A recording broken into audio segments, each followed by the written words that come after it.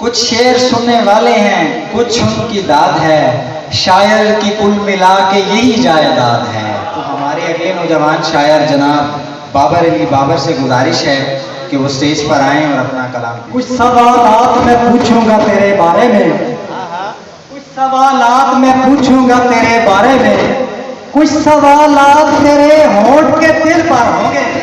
दुनिया के निशान ढूंढ मगर तू मेरे जिस्म पे दुनिया के निशान ढूंढ मगर उसने जो जख्म लगाए हैं वो दिल पर होंगे। जाने क्यों लगता है ये मुझको बजा, जाने क्यों लगता है ये मुझको बजा सोचेगी, मुझ दिए बारे में एक रोज हवा सोचेगी। उसने बर्ताव किया तुझ से भी लोगों की तरह, उसने बर्ताव किया तुझ से भी लोगों की तरह, तू तो कहता था मेरे बारे में जुदा सोचेगी। मेरे गांव में कल रात की आई हुई है, वो मेरे गांव में कल रात की आई हुई है, मुझसे बेहाल को देखेगी तो क्या सोचेगी।